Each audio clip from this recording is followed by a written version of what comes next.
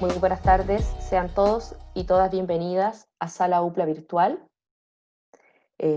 Como los lunes, es nuestro momento de conversaciones remotas, diálogos más allá de la pandemia, y en el día de hoy tenemos el honor de poder compartir con ustedes una interesante conversación en torno a la investigación teatral, nuevos abordajes. Vamos a sugerir, como siempre, que por favor mantengan sus cámaras y micrófonos apagados para no interferir en la transmisión. Las preguntas ustedes las pueden dejar en nuestro chat y nosotros nos encargamos de hacerla llegar al panel para que puedan responder. Le damos las gracias por conectarse y voy a dejar con ustedes a Marcelo Islas, quien va a llevar este conversatorio, quien además es el director de la Sala de Artes Escénicos de la Universidad de Playa Ancha. Bienvenido, Marcelo. Gracias, Gabriela. Buenas tardes para todos y todas. Es un gusto para mí volver a estar en este panel conduciendo esta conversación, porque voy a estar con tres personas que conozco y de las cuales valoro mucho su trabajo. Estoy hablando de María de la Luz Hurtado, estoy hablando de Jorge Dubati y estoy hablando de Verónica Sentis, tres investigadores, académicos, directores de revistas,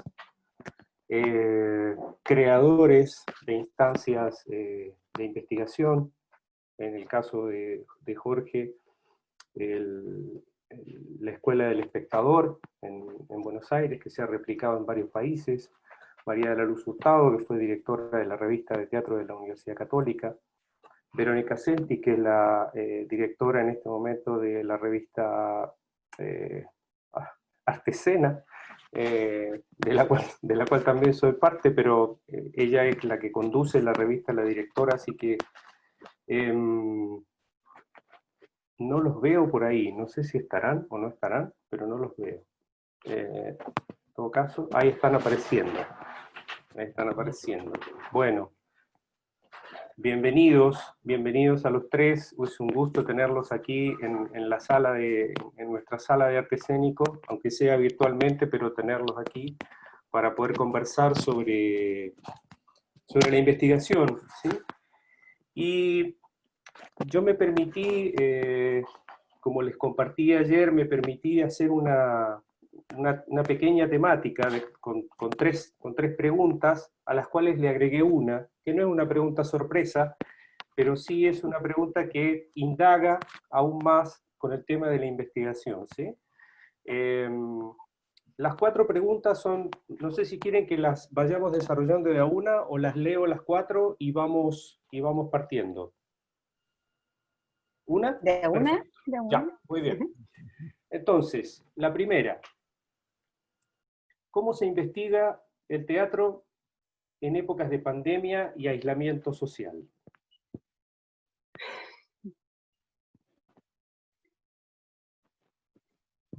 Okay. Puede Yo partir puedo, cualquiera de los tres. Escucharlos. a ver, yo creo que no puede existir una manera. Yo, Marcelo, prefiero contarte qué es lo que he hecho yo, que más que dar una receta de investigación de teatro en pandemia, porque al igual que todos, la pandemia me ha pillado de sorpresa, ¿no? Por una parte, he aprovechado de revisar ciertas puestas en escena que están bien grabadas, ¿sí? No son muchas, pero han aparecido plataformas como Escenix, también plataformas como lo que tiene Teatro Amil, etcétera, que si bien no son la puesta en escena, digamos, no es la experiencia convivial de estar ahí, están grabadas a varias cámaras, tienen acercamientos, etcétera, están editadas, por lo menos voy a decir que es un registro polisemiótico, es decir, tiene un montón de información que yo puedo seguir, ¿sí? Mucho más allá del texto dramático. Entonces, he usado eso, y la otra cosa que tiene que ver con la curiosidad que tengo en este minuto con lo que está ocurriendo, es que me he dedicado a ver puestas en escena por Zoom, y ver todos los procedimientos que están usando. Los que dejan la cámara y el micrófono abierto del espectador para que el espectador interactúe. Los que, por el contrario, piden que los espectadores cerremos todo para que no interfiera en la producción del objeto estético, y me he dedicado a pensar justamente sobre esos registros. Eso es lo que te podría contestar. Si quieren, sigo yo. Adelante. Hola a todos los que están acá esta tarde. Sí, también, Vero, hay algo en común.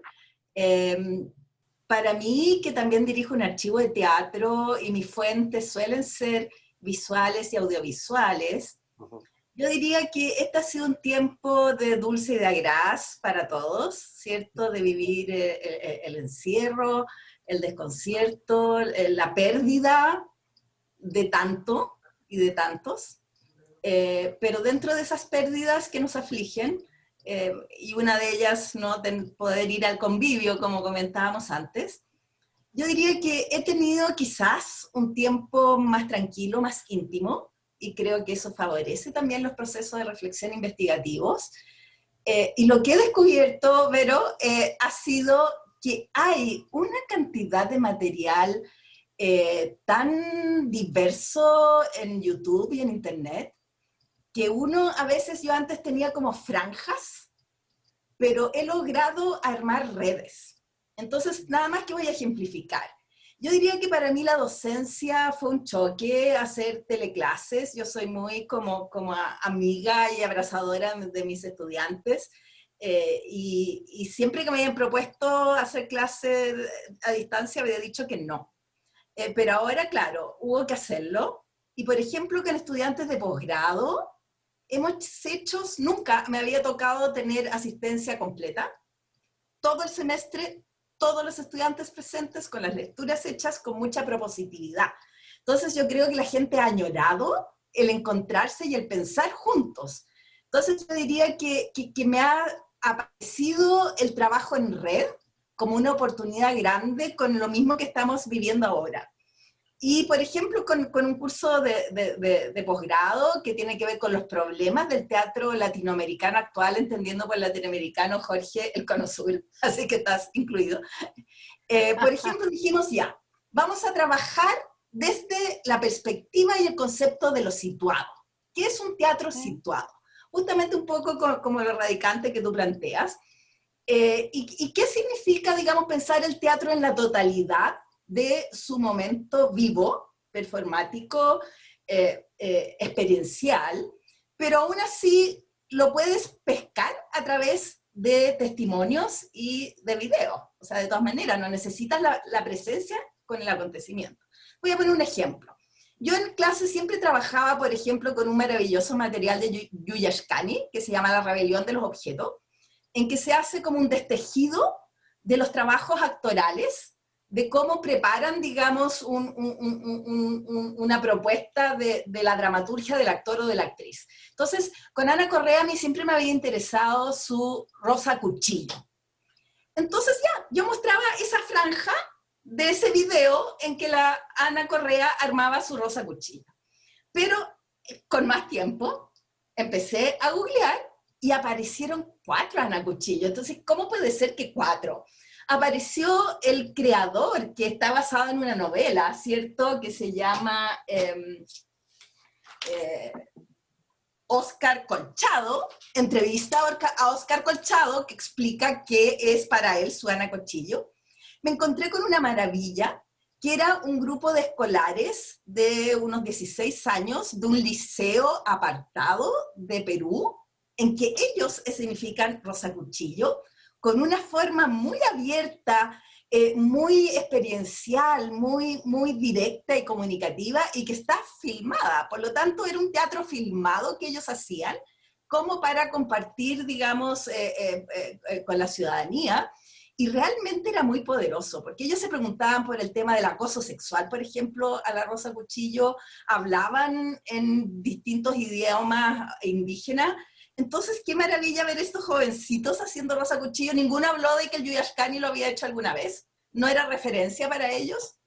Y luego, claro, ver el video de la Ana Correa realizando para los que no lo conocen, es un tema, digamos, de los muertos vivos, de una mujer, digamos, que reacciona contra la violación y el acoso y luego asesina a alguien, y eso entra también en un caso como de derechos humanos, de violencia.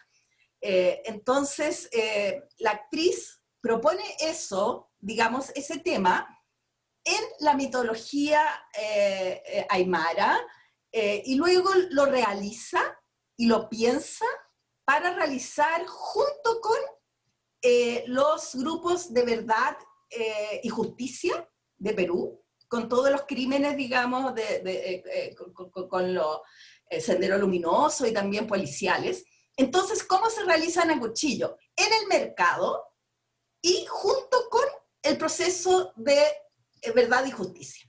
Y está ese video. Y uno ve a Lana Correa ya no ensayando en su casa para mostrarnos su destejido, sino que en la mitad de los mercados, digamos, ayacuchanos, y con las mujeres llorando y pidiendo justicia. Entonces, al final es un mezcle con la realidad absoluta. Y luego apareció otro video de este mismo en el cuchillo, pero presentado, fíjense, que en la Universidad de Brown, ante un simposio de historiadores de la cultura, y tú decías, ahí se desituó, porque entró un tema, digamos, que tiene que ver con justicia, con temas de violencia, con gestos, digamos, interculturales, en un limpio, sano y aséptico salón de la Universidad de Brown. Entonces realmente ahí pudimos entender profundamente lo que era un teatro situado, ¿ah? Y cuáles eran los conflictos, digamos, cuando la situación que origina una propuesta de intercambio social profundo va encontrando distintas aristas y en algunos se autoanula. ¿Ah? Entonces fíjate que solo lo descubrí porque tuve tiempo para buscar otras cosas, y mis estudiantes también, y fue un crecimiento, diría yo, para comprender conceptos teóricos, pero también para integrarnos a temáticas del teatro contemporáneo súper poderoso. Así es que un ejemplo de lo que uno puede hacer cuando entra en otras metodologías y reflexiones. Bueno, sigo yo, Marcelo. A ver, lo primero agradecerte muchísimo esta invitación, y por otra parte decir que digamos, hubo cierta zona de investigación que se vio beneficiada por esto de estar encerrado con la biblioteca, con los videos, hubo algo de ganar tiempo, ¿no? Yo creo que en estos días, que ya son casi 200, realmente he escrito mucho, he leído mucho, he estudiado mucho, pero al mismo tiempo yo creo que lo más interesante es que sobre todo la realidad se transformó en una especie de gran laboratorio de percepción de la relevancia de la cultura convivial, ¿no? Digamos que yo diría no solo de percepción, sino también de autopercepción, ¿no? Yo desde el primer día de la cuarentena aquí, que empezó para mí el 13 de marzo, hace un montón, empecé a llenar los cuadernos de notas, ¿no? De notas sobre, por ejemplo, dichos de la gente, apreciaciones, teorías, proposiciones sobre, digamos, esto de la restricción convivial, ¿no? del cuerpo y el convivio contagioso, digamos, y la avanzada tecnovivial, ¿no? Y realmente yo ya no sé qué hacer con tantas notas, porque ha sido tremendamente fructífero para pensar un montón de cuestiones. En términos de, digamos, yo lo reduciría en 5 puntos, son muchos más, pero a ver, el primer punto tendría que ver con digamos, una suerte de síndrome de abstinencia convivial, ¿no? La sensación de empezar a escuchar a la gente hablar sobre algo de lo que antes no se hablaba, porque es un poco lo de la carta robada, ¿no? de Poe, que digamos, el convivio estaba tan cerca y estaba tan accesible que no se lo veía, no tenía entidad, se había como invisibilizado. y al producirse la restricción, empieza a aparecer todo un discurso sobre la necesidad de las relaciones conviviales, ¿no? Por otro lado, aparece todo un tema que es, digamos, dicho de manera muy dura, el fracaso del tecnovivio en el intento de sustitución del convivio, ¿no? Es decir, aparece algo muy interesante y es que está buenísima la pantalla, está buenísima la conexión, está buenísimo poder estar en contacto con todas las partes del mundo, pero no reemplaza a lo otro, no viene a tomar el lugar del otro, ¿no? La tercera cosa que creo que es importante, las nuevas formas de apertura, digamos, del convivio. Cómo el convivio se abre camino, ¿no? Por ejemplo, empecé a encontrar algunas experiencias como el Teatro Tapial de Manu Mansilla y Julia Siglione, por ejemplo, o esta cosa que pasa en Buenos Aires con lo que yo llamaría el teatro de los balcones, el teatro de las ventanas y el teatro de la, ¿cómo se dice? No sé, alguien que sale al patio en el piso de abajo y se pone a cantar y la gente se asoma y comparte en una suerte de convivio extrañísimo, digamos, en el patio interno, digamos, del departamento, otra forma. Bueno, y otra cosa que me impactó enormemente es el tema de las conexiones del teatro con una cultura mayor, que es esto que llamaríamos la cultura convivial, ¿no? Es decir, el convivio en las clases, el convivio en los estadios, en las canchas, el convivio en las calles, los supermercados, las confiterías, digamos, todo esto que podríamos llamar una suerte de, digamos, de régimen, digamos, de cultura convivial que es mucho más amplia que lo teatral, ¿no? Y en ese sentido, bueno, todo esto dio pie a una cantidad de reflexiones y de observaciones y de profundizaciones que estoy tratando de sistematizar porque, insisto, son enormes, enorme cantidad de posicionamientos distintos. Bueno, y yo agregaría una más, que es, digamos, la cuarentena puso una suerte de constatación de una diferencia, ¿no? Es decir, la gran pregunta sería, ¿por qué el tecnovivio no está restringido y por qué sí está restringido el convivio? Bueno, en un punto es algo muy sencillo, el convivio contagia, digamos, el cuerpo contagia, entonces justamente lo que está restringido sería la cultura del contagio, ¿no?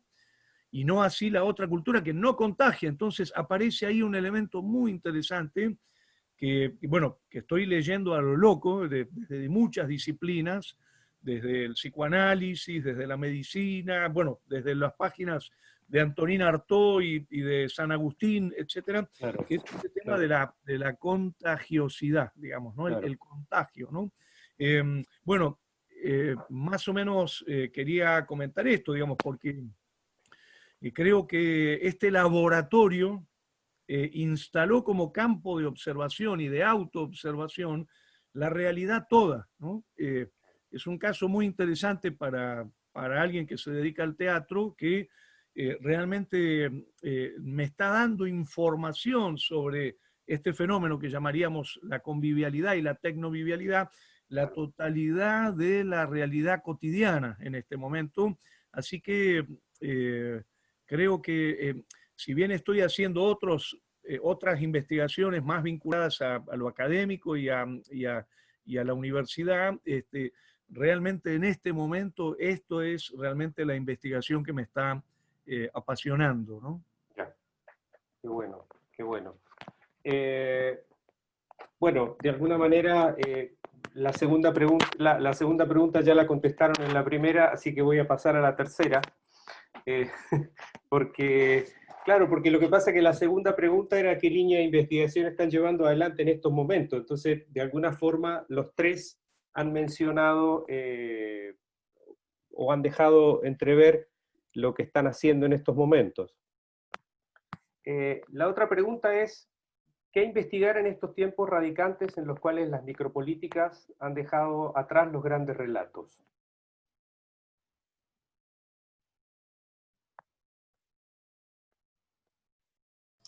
No sé, ¿quieres, Vero? Bueno, si vamos por orden de llegada. Lo que pasa es que yo ahí difiero un poco de esto de los grandes relatos. Mira, de dejado atrás los grandes relatos. Yo estoy de acuerdo con que para simplificarlo mucho, tras la caída del muro, tras la caída de los grandes relatos, hay una serie de elementos que se modificaron en el ámbito temático de las puestas en escena, y coincidió también, al menos acá en Chile, con el ingreso de ciertas formas teatrales que actualmente se asocian a la postdramaticidad, que tienen que ver como formalmente con la dualidad presentación-representación en términos actorales, tienen que ver con las modificaciones del espacio escénico para incorporar al espectador, etcétera, tienen que ver con la liminalidad dentro de las artes. Hay una serie de cosas que yo podría decir que tienen que ver con esta idea de la postdramaticidad, que tiene que de alguna manera cada uno de los espectadores se supone hace su propia narración, cada uno de los espectadores finalmente edita la obra a través de su mirada, en espacios que se recorren, etc. Y eso daría una idea de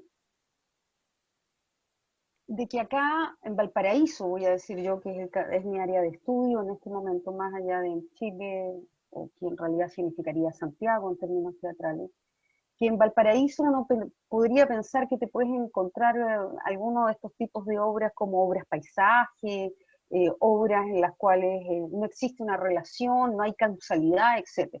Pero a mí me pasa que cuando yo voy a ver teatro acá en Valparaíso, yo no encuentro que hayan desaparecido por parte de los productores, en este caso los directores, los grandes relatos. Yo me encuentro con otra cosa, yo me encuentro con modificaciones formales de las puestas en escena, en las cuales se siguen contando historias con planteo, desarrollo y desenlace, pero a través de estrategias fragmentarias, es decir, dentro del montaje están, vamos a decir así, fragmentados y trastocados los elementos de la narración, pero finalmente si tú le preguntas a un espectador al final qué es lo que vio, en general te puede contar una historia. Y lo que yo observo sobre todo en la producción de acá porteña es que hay una suerte de nostalgia de la modernidad, ¿sí? De todos los elementos de la modernidad que no se consiguieron, ¿sí? Quiero decir que las obras hablan de la necesidad de un Estado fuerte, hablan de la necesidad de una educación protegida por el Estado, tienen un discurso que es claro por parte de los productores, que no es un discurso tan abierto, ¿sí? Sino que hay una suerte de necesidad de proponer ideológicamente desde la escena soluciones al conflicto cotidiano de Latinoamérica y específicamente de Valparaíso. Entonces, esta idea de abandono de los grandes relatos, yo diría que es parcial, que no es total, que tienes que tener otro estadio de desarrollo, tal vez, pienso yo, esa es una de las hipótesis que tengo, para que los productores abandonen esta idea de que existe la posibilidad de la construcción de una sociedad diferente, etcétera. Porque al vivir en la crisis, y yo diría, si me localizo desde acá, retomando un poco lo que decía María de la Luz con el tema de un teatro situado, muchas de las obras porteñas hablan sobre la experiencia de vivir en Valparaíso. Valparaíso tiene, siendo la segunda de la ciudad de Chile, tiene de todas maneras una serie de elementos de margen, ¿sí? Y que propone, ¿sí? Me refiero a margen en términos sociopolíticos y socioeconómicos, y que propone temáticamente desde las obras soluciones posibles. Yo no las encuentro tan abiertas, por ejemplo, ¿sí? Yo no encuentro que haya un abandono de los grandes relatos y que cada espectador se hace el constructo escénico para que cada espectador se vaya con su idea personal para la casa, sino que se abordan temáticas y se proponen soluciones, no en todas, pero sí en un buen porcentaje de las obras locales. Entonces, yo diría que esa pregunta aquí hay que matizarla, ¿sí? Hay que dar una respuesta matizada. ¿Ya? Bueno, si quieren, retomo. Igual me gustaría antes contarle a Jorge que a mí me encanta que hayamos podido mantener vínculos con nuestros estudiantes. Yo siento que uno ser, digamos, parte de una universidad y compartir con jóvenes y también con un amplio espectro interestamental de personas que están en desafíos de alguna manera equivalentes, ¿no? Y que también, por ejemplo, los estudiantes están llenos de preguntas, ¿ah? Porque para ellos están entrando al mundo, por ejemplo, los de pregrado, que a veces llevan un año que les ha tocado solamente en esta, o muy poca experiencia como real del convivio, pero la inquietud es enorme. Entonces, te hacen preguntas que te llevan a reflexionar. Entonces, por ejemplo, para el 11 de septiembre, el centro de estudiantes de nuestra escuela, de la Católica, me invitaron a mí y a otra profesora a preguntar, ¿ustedes sienten que hay cosas en común entre esta pandemia, el no, digamos, que no se puede hacer teatro y el tiempo de la dictadura? Y yo dije, ¡ay, qué mecánica, qué rara la pregunta! Pero me puse a pensar y a pensar para contestarles y llegué como bastante cerca a lo que proponía Jorge recién. ¿Ah? Empezar a ver cuáles, digamos, restricciones y trabajos sobre el cuerpo en dictadura podían tener que ver con las que la pandemia hoy día nos obliga. ¿Ah? Claro. Obviamente que está primero el toque de queda en ambas situaciones. Entonces, ¿qué haces tú en toque de queda? Y luego también este tema, digamos, de cómo uno, el contagio, en tiempo de la UP, digamos, de la dictadura, todo el que tuviera la marca del régimen anterior, es decir, del UP, era un contagiado que iba sembrando esta peste por la ciudad, y por eso esas personas tenían que estar recluidas, o ya sea en la cárcel, expulsadas fuera del país, o uno mismo, digamos, no juntarse más de 6 personas, más de 4. O sea, muchas de las disposiciones actuales son exactamente las mismas, ¿no?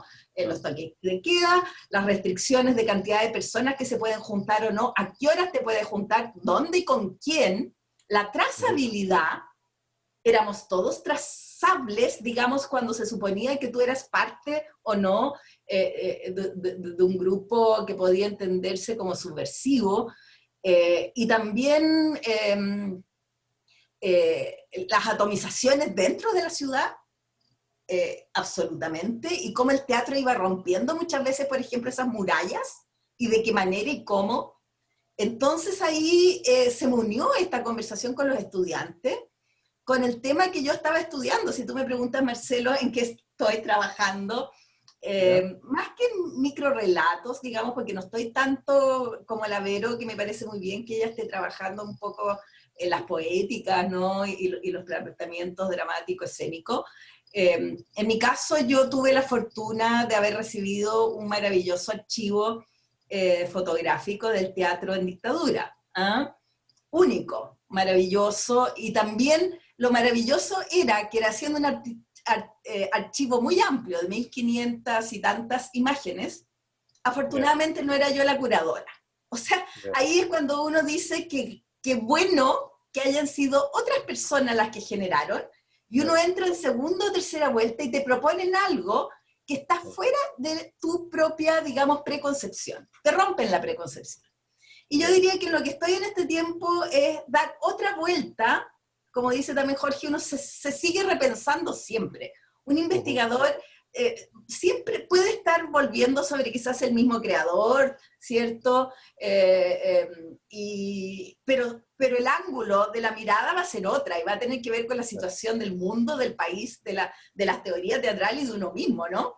Claro. Entonces, claro. Resulta que yo emergí y entré al mundo de la investigación en tiempo de dictadura, pero dije, no sé nada de esto, voy a empezar de nuevo. ¿Es posible? No, las hojas en blanco no las creo, pero me voy a dejar empapar. Voy a dejar que me aparezcan los afectos en relación a las formas que se me proponen, por ejemplo, desde la fotografía. Pero también preguntarse qué es una fotografía de teatro, etc. Y aparecieron emergencias de formas de los cuerpos actorales, ¿no? De los dispositivos, de las espacialidades, mucho más contemporáneas que uno hubiera dicho, oye, si son hace 50 años. Claro. Pero no, o sea, el tema, por ejemplo, del género, la discusión del género, con una vigencia tan poderosa, ¿no? No solo, ¿cierto?, transexuales, transvestismo, los modos de trabajar el tema, digamos, del otro género, eran muy activos y también con mucha presencia. No era que hubiera la manzana de Adán, no. Era una corriente. Entonces, de repente, empezar a descubrir también que uno tenía un ojo puesto en ciertas poéticas que correspondían, por ejemplo, como dijo la Vero, ya, al posmodernismo o algo que con una, o como ha dicho Jorge, también cuando uno tiene una teoría previa que quizás viene de Europa y tú dices, estos calzan, por lo tanto, estos están en una cierta punta creativa que me debe interesar. Y no, porque la curatoría ahí estaba hecho de un espectro tan amplio de compañías y grupos que aparecieron los olvidados, ¿no? Los olvidados porque no estaban en el interés de la mira teórica y de la mira también de ciertos prestigios creativos, que muchas veces cuesta mucho, incluso como investigador, de no, digamos, ser deudor de eso, ¿no? Entonces yo diría que otro de mis aprendizajes ha sido eso de volver a pensar, pero como cerca del documento. Yeah. Y que uno no establezca el relato, sino que los documentos abiertos y fragmentarios sean capaces de automanifestar, digamos, la experiencia, ¿no? Es sensible. Entonces por eso yo estoy trabajando muy fuertemente con diversidad de formatos. Yo trabajo multimedia, nunca voy hoy día a volcar un resultado investigativo en solamente palabras, sino que voy a buscar un libro de arte con relatos paralelos, como el que yo hice con mi libro Andrés Pérez, o documentales con sitios en internet, o libros con sus propios blogs asociados.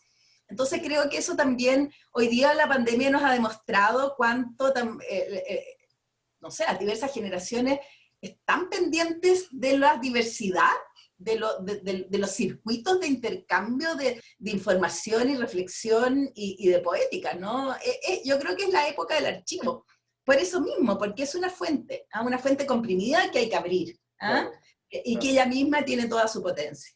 Así es que por ahí lo dejo. Bueno, la verdad, fascinante escucharlas. En mi caso, creo que es complementaria esta idea que trabajás de las micropolíticas, digamos, con una cosa que a mí me fascina, que es el tema de los territorios, ¿no? Yo vengo trabajando mucho esa categoría, digamos, y trabajándola desde la geografía. Estoy leyendo mucho geografía humana, ¿no?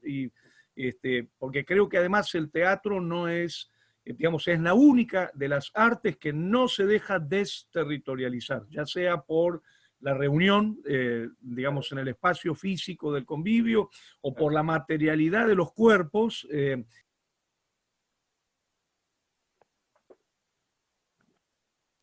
Ahí está. Ahí se oye, ¿sí? Sí. Digamos que son prolongación de los cuerpos, que son prolongación de la materialidad del espacio, ¿no? Digamos, no, el teatro como acontecimiento no se deja desterritorializar, ¿no? Y en ese sentido estoy trabajando mucho algunos aspectos de la complejidad de los territorios en términos de geografía teatral, ¿no? De cartografía teatral, digamos, porque son muy complejos, ¿no? Más allá de algunos posicionamientos, digamos, que tratan digamos, de dirigir o de unificar, por ejemplo, el criterio localista o el criterio globalista o el criterio nacionalista, en realidad ningún territorio se deja atrapar ni por lo local, ni por lo global, ni por lo nacional. Es una multiplicidad, una riqueza impresionante, de un espesor de mapas, digamos, intraterritoriales, interterritoriales, supraterritoriales, y además encima en procesos de territorialización, porque los territorios nunca están cristalizados, están en un dinamismo permanente, ¿no? Uno mismo, por ejemplo, si yo pienso mi relación con esta casa, a la que yo me mudé hace 20 años, yo he ido territorializando, desterritorializando y reterritorializando mi vinculación con este espacio subjetivado, con este territorio, digamos, con el que estoy cambiando todo el tiempo. Entonces, yo creo que en este momento a mí me interesa mucho esta cuestión de ver qué pasa en los territorios. Por ejemplo, en la Argentina no tenemos, digamos, un territorio que podamos pensar como homogéneo, sino que hay muchos territorios, hay muchos teatros argentinos, incluso hay teatros argentinos fuera de la geopolítica argentina, ¿no? Fuera de los mapas fronterizos de la Argentina. Y en ese sentido hay tres cosas que me gustaría destacar por ahí porque son las que más me están en este momento interesando, ¿no? Por un lado, el tema de las autoentrevistas, ¿no? Yo doy en varios lugares aquí en Argentina metodología de investigación y estoy trabajando mucho con los alumnos en una autoentrevista, es decir, esta cosa de, a ver, vamos a empezar hablando del teatro que viste, el teatro que forma parte de tu historia, el teatro que te movió a llegar hasta acá, qué es lo que te apasiona del teatro, qué es lo que te apasiona de la docencia, digamos, volver sobre un eje territorial que tendría que ver con ese componente subjetivo de los territorios, ¿no? Para empezar a producir, digamos, teoría, ¿no? Esta idea de una teoría territorializada, una teoría, digamos, que después se abrirá a un diálogo de cartografías, pero que en principio tendría que ver con, digamos, con ese espesor que implica la materialidad del espacio y el campo de subjetivación, ¿no?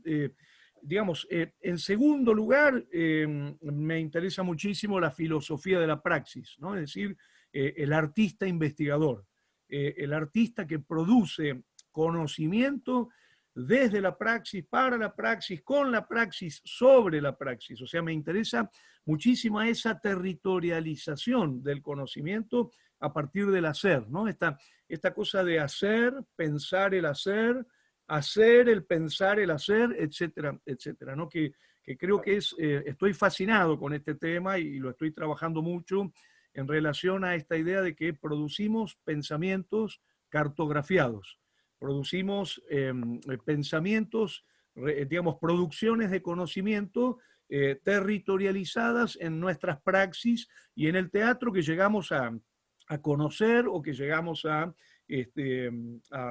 pensar, ¿no? Yo pensaba, por ejemplo, hace 5 años falleció Tato Pavlovsky, ¿no? Aquí en Argentina, y yo empecé a darme cuenta de cuánto el pensamiento que yo podía tener sobre el teatro le debía a haberlo visto a Tato haciendo Rojos Globos Rojos, Potestad, el señor Galín, es decir, había algo donde a mí no me interesa pensar el universo, digamos, me interesa pensar ese teatro que es el que me apasiona, el que me compromete, el que me involucra, el que me calienta, por decirlo de alguna manera. Entonces, por un lado, la autoentrevista como base de la producción teórica, la filosofía de la praxis de los artistas investigadores, y un tercer plano que digamos, lo veo muy complementario, que son los espectadores, ¿no? Digamos, terminé ahora, sale en una revista de la Universidad del Litoral, en Santa Fe, un trabajo sobre la intraterritorialidad de los espectadores en los acontecimientos teatrales, ¿no? Justamente esta idea de, dentro del territorio, de la zona de experiencia, del acontecimiento, la multiplicidad intraterritorial, ¿no? Que es lo que uno finalmente observa en los elencos, por ejemplo, ¿no? Entrevistás a los 5 actores y actrices de un elenco y tienen miradas, posiciones, ideas totalmente distintas de ese acontecimiento que están haciendo en conjunto, ¿no? Entonces, un poquito yo te diría eso, territorialidad como una herramienta muy interesante que se desprende de la constelación categorial del acontecimiento teatral, y en relación a eso, filosofía de la praxis del artista, intraterritorialidad en la composición de los públicos, digamos, y la autoentrevista como una fuente teórica. No sé si alguien quiere agregar algo más, si no paso a la última pregunta, porque tiene que ver un poco con la deriva que ha tenido esta nave, que por suerte ha navegado bien, y gracias a la claridad de ustedes. Yo quería empezar con una cita de Horacio González, que dice: mientras investigamos, la conciencia que investiga se va transformando al compás de aquello que investiga. Es decir, la investigación termina siendo una investigación sobre sí mismo. Esto lo dice Horacio González. Entonces, ¿por qué empiezo por esto? Porque mi pregunta, habiendo leído y habiendo visto el documental sobre Andrés Pérez, habiendo visto y estando cerca, Jorge, en el caso de tu relación con Ricardo Bartís, o en el caso con tu estrecha relación con Tato Pavlovsky, con Verónica en el caso de su trabajo sobre la dramaturgia de Valparaíso, la pregunta es: ¿qué relación terminan estableciendo con el objeto de investigación y con ustedes mismos? ¿Sí?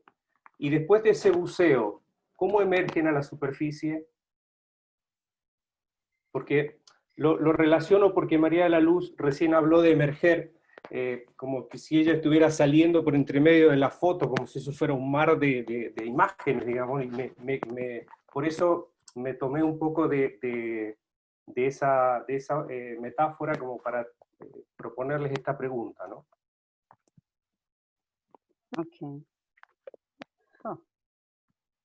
A ver, yo diría lo primero que uno solo investiga sus obsesiones o las cosas que le importan. Eso es lo primero que yo, cuando doy clases también de metodología de investigación teatral, es lo primero que trato de transmitir. Hago una cosa un poco parecida a lo que hace Jorge con la autoentrevista. Mi primera pregunta en investigación teatral, cuando los chicos vienen aterrorizados, ¿no? Porque la mayoría han estudiado las carreras de actuación, quieren ser actores, y de pronto tienen que llevar adelante un trabajo de investigación en el teatro y sienten que es algo que les queda lejos, ¿no? Entonces, la primera pregunta que yo les hago siempre es: dime lo que haces cuando no es tu obligación. ¿Sí? Dime, escríbemelo para la próxima clase, todo lo que haces con tus tiempos libres que no son obligatorios para la universidad ni obligatorios para nada, lo que haces porque tienes ganas, porque de ahí vas a sacar tu tema de investigación. Uno solo puede, creo yo, investigar sobre lo que le interesa, y en mi manera de ser yo digo sobre las obsesiones. Y es efectivamente, como dice María de la Luz, un viaje, ¿no? Un sumergirse en eso que te obsesiona. Yo no soy naturalmente de Valparaíso, yo viví acá con 33 años. ¿Sí? Sin embargo, la experiencia de vivir Valparaíso, después de haber vivido afuera, después de haberme criado hasta los 26 años en Santiago, en el centro de Santiago, fue la sensación de apertura, ¿no? La experiencia en la ciudad, un poco lo que decía Jorge con respecto a los territorios, a mí la experiencia de vivir en esta ciudad me cambió. Y empecé a mirar el teatro de la ciudad, y empecé a sentir que el teatro de la ciudad tenía todo un discurso con respecto a la experiencia de estar aquí, tenía todo un discurso que era particular, que era interesante, porque uno buscaba obras muy antiguas del siglo XIX, y aparecían ciertos rasgos que todavía aparecen en las obras de teatro, en que aparece la ciudad como lugar de acción, las obras de teatro sobre Valparaíso, que digo yo, en que Valparaíso es la ciudad, pero a la vez es un personaje de la ciudad y determina una manera de estar en el mundo, y hay imaginarios urbanos que se repiten a lo largo de 150 años. Entonces, yo creo que mi experiencia, primero como teatrista, pero también como alguien que habita acá, me llevó a preguntarme primero sobre la historia del teatro, la necesidad de archivo, la necesidad de documentarla, de mirarla, de rescatar los elementos visuales que quedaban de obras antiquísimas, ¿sí? Me llevó a la obsesión primero de salvaguardar. Esa era mi primera obsesión, porque nunca me encontraba con nada, ¿no? Yo iba, no sé, reconocían a una persona y decían, bueno, a esta persona le vamos a dar el premio al teatro regional. Y en ese acto proyectaban, en el Consejo de la Cultura, generalmente en el Centex, proyectaban unas imágenes de unas obras antiquísimas. Yo decía, ¡ah! Pero antiguas en el tiempo, y me pasaba que yo decía, pero qué buena la concepción espacial de esta obra que se hizo en 1975, y miraba para el lado y buscaba a alguien que fuera del teatro de acá y le decía, ¿dónde la puedo encontrar? No, si la tenía la tía de no sé quién en el cajón. Yo me empecé a desesperar, ¿no? Entonces decía, acá hay toda una cultura, ¿sí? Que por distintas razones que en este minuto no me voy a meter a analizar porque sería desviarme de lo que quiero hablar, era existente, pero tan evanescente como el teatro. Y el teatro tiene esa cosa maravillosa de lo tempoespacial, pero junto con eso tiene esa cosa terrible que cuando uno se perdió una puesta en escena y bajaron la puesta en escena de cartelera, tú ya no vas a ver esa obra, puedes ver un registro de la obra, pero no vas a tener esa experiencia. Si además no quedaba ningún registro, yo empecé a sentir que la pérdida y desde alguna manera mi sensación de despojo también, yo soy una persona que me crié en dictadura, y acá el movimiento teatral se truncó con la dictadura. Entonces empecé a sentir que si uno no hacía algo para revertir eso, el triunfo iba a ser absoluto. ¿Sí? Y como tenía esa sensación de que con un grupo de gente con la que trabajamos, que nosotros teníamos la posibilidad todavía, porque se nos iba a pasar el tiempo, la gente se iba a morir, y de hecho se ha muerto bastante. La gente se iba a morir, el material se iba a perder, íbamos a perder el hilo, ese hilo de Ariadna que estábamos encontrando iba a desaparecer. En esa obsesión llegué a la obsesión de los archivos, y ahí hay que decir la importancia de tomar el trabajo de otros. Yo en los primeros trabajos que hice, que fueron de historia del teatro, porque no había una narración, habían trozos de narración histórica, había una hasta 1906, después había aparecido otra, pero de Pamela Díaz, etcétera, habían aparecido algunas cosas, pero no había visualidad. Yo me inspiré en el trabajo de la María de la Luz que había hecho sobre los teatros universitarios y después los teatros independientes, y yo dije, ¡uy, qué buena idea! ¡Qué buena idea poder rescatar las fotos y hacer una historia del teatro que esté atravesada por los archivos! ¿Sí? Fue mi primera obsesión. Mi segunda obsesión, ¿sí?, fue el tema de los textos. Darme cuenta que los textos desaparecen porque no se editan. Y hay textos muy antiguos que queda un solo ejemplar, que la gente los tiene borrados, ¿sí?, no se sabe que existen, o muchos textos que habían quedado como libretos de las compañías locales, y eran obras que habían ganado premios en certámenes nacionales, eran obras que la gente de teatro, cuando tú las entrevistabas, los propios actores, los propios directores recordaban con muchísima precisión, pero el texto no estaba.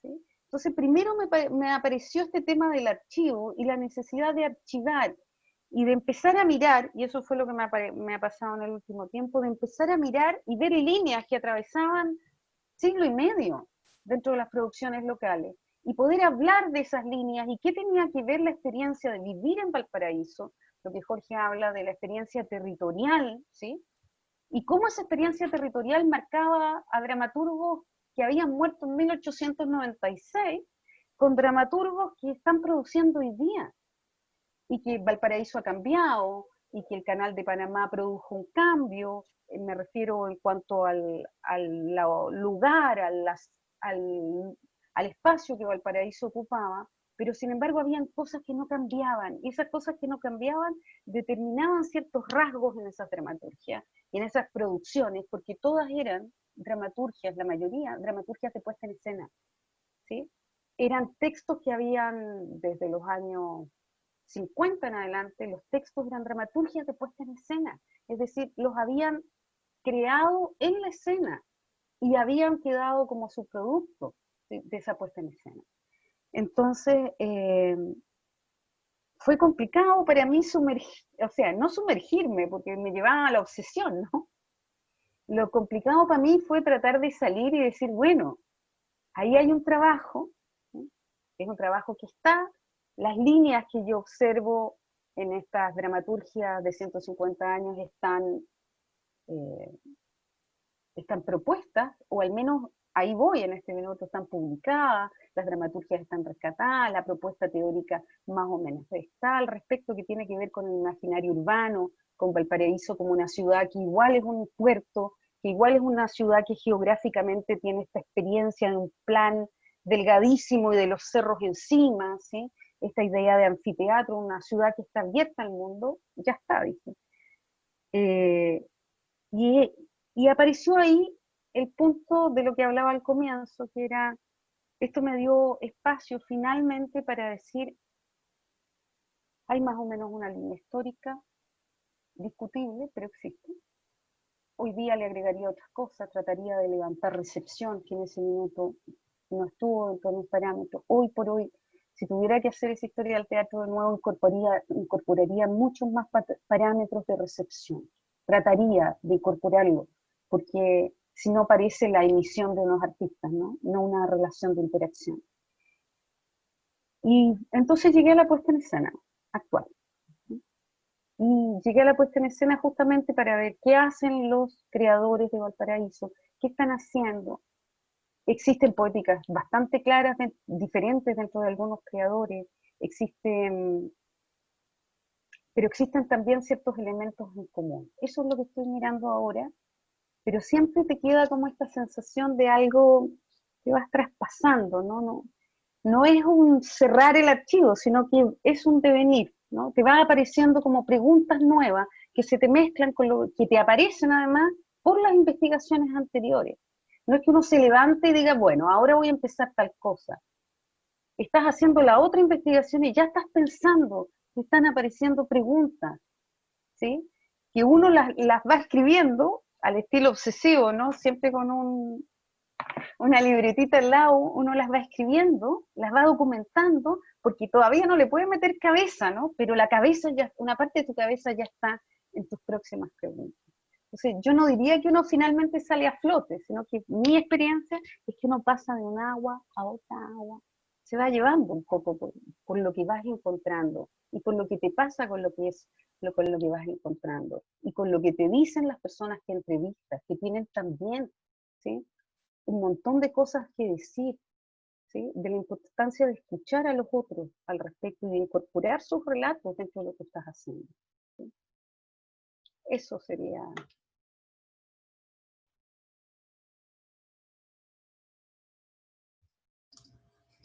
Bueno, voy a intentar ser breve, pero Jorge, sí, tienes razón, que al final los creadores son fuente, digamos, de una filosofía de la praxis que planteaste tú.